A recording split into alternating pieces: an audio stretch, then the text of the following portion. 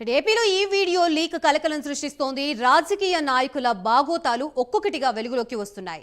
TDP MLA ఆదిమూలం sex వీడియోలు బయటకు రావడంతో ప్రస్తుతం పొలిటికల్ సర్కిల్స్ లో ఈ అంశం చర్చనీయాంశంగా మారింది.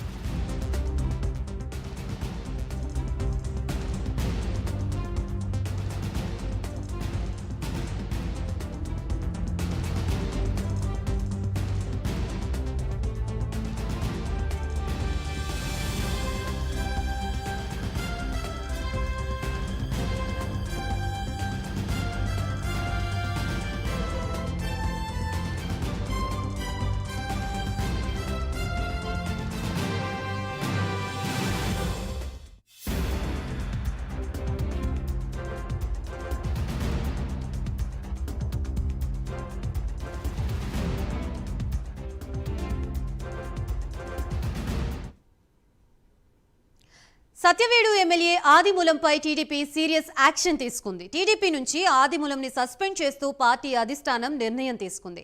మహిళ పట్ల అసభ్యంగా ప్రవర్తించినందుకు ఎమ్మెల్యే ఆదిమూలంపై క్రమశిక్షణా చర్యలు తీసుకుంది టీడీపీ అధిష్టానం.